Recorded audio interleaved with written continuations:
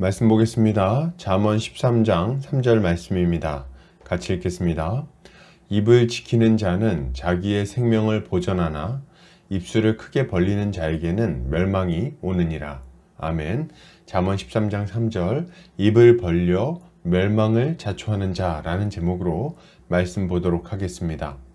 신자는 함부로 말하지 않고 신중하게 말하기 위해 애쓰는 자입니다. 함부로 말하는 것을 통해 인생에 많은 고통이 찾아온다는 것을 잘 알기 때문입니다. 오늘 본문을 통해서 이에 대해 함께 살펴보도록 하겠습니다. 오늘 잠언 기자는 입을 지키는 자는 자기의 생명을 보전하지만 입술을 크게 벌리는 자에게는 멸망이 온다고 말합니다. 이것을 타번역본에서는 자기 입을 잘 지키는 사람은 생명을 보존하지만 입술을 함부로 여는 사람은 망한다 라고 번역하고 있습니다. 이것은 말과 관련된 교훈이죠. 잠언 기자는 자기 입을 잘 지키는 사람은 생명을 보존한다고 말합니다. 자기 입을 지킨다는 것은 무엇입니까?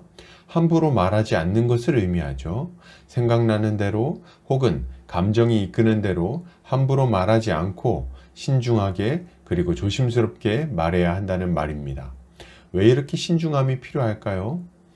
말은 우리의 마음에서 나오기 때문입니다. 우리의 마음을 성경은 만물보다 심히 부패했다고 가르치고 있어요. 이렇게 온갖 종류의 죄로 부패해 있는 마음에서 말이 튀어나오는데 이것을 신중하게 걸러내지 않는다면 어떻게 되겠습니까? 우리는 하나님 앞에서 하나님의 이름을 망령되이 일컫게 될 것이고 조금만 힘든 일이 있어도 불평하고 원망할 것이며 하나님을 대적하는 악한 말을 하게 될 것입니다. 그뿐입니까? 이웃과의 관계에서도 우리는 죄를 짓게 될 것입니다.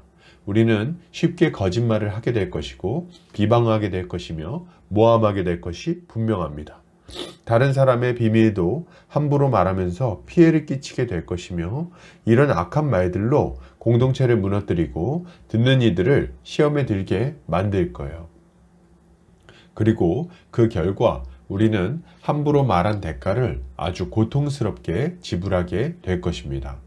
레위기 24장에 보면 슬로밋이라는 여인의 아들이 이웃과 싸우다가 하나님의 이름을 모독하며 저주하는 일이 발생합니다. 아마도 싸우다가 홧김에 그런 말을 했겠죠. 그러나 그 결과는 가볍지 않았습니다. 그는 하나님의 이름을 모독한 죄로 진 밖으로 끌려나가 돌에 맞아 죽고 말았어요. 이런 일은 신약에서도 있었습니다. 아나니아와 삽비라는 교회를 속이려고 하다가 죽임을 당했습니다. 베드로는 그들에게 회개의 기회를 주었지만 그들은 자신의 행동을 회개하지 않고 거짓을 고했다가 죽임을 당하고 만 거죠. 이처럼 자신의 말로 말미암아 활해당한 사람들이 얼마나 많이 있습니까? 우리는 이런 사람들을 보면서 경계하는 마음을 가져야 되는 거예요. 야고보 사도는 말의 위험에 대해서 이렇게 경고합니다. 혀는 곧 불이요 불의의 세계라.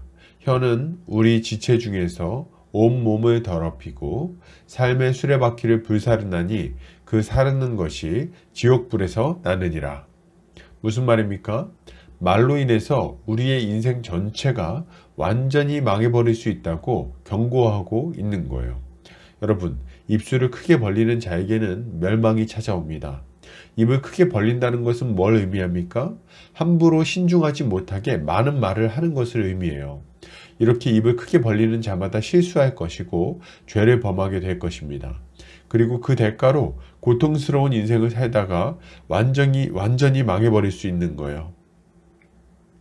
그렇기에 우리에게 필요한 것은 무엇입니까? 우리의 입을 지키는 것이 필요합니다. 시편 기자의 고백처럼 우리의 입에 파수꾼을 세워주시고 우리 입술의 문을 지켜달라고 하나님께 간구해야 되는 것입니다.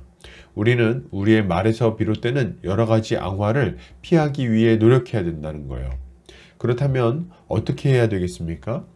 그 답은 분명합니다. 일단 우리의 마음에 하나님의 은혜가 가득 차도록 말씀과 기도에 힘을 내야 되겠습니다. 진리의 말씀을 우리의 마음에 채우고 기도를 통해 하나님의 은혜를 충만히 받아야 됩니다. 이렇게 우리의 마음에 은혜가 가득 차면 자연스럽게 우리의 말도 달라지게 되는 거죠.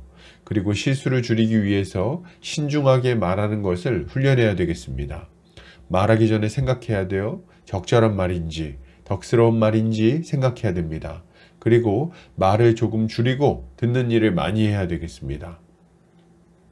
이렇게 할 때 우리는 어리석은 말과 불경한 말의 위협을 줄일 수 있을 것입니다.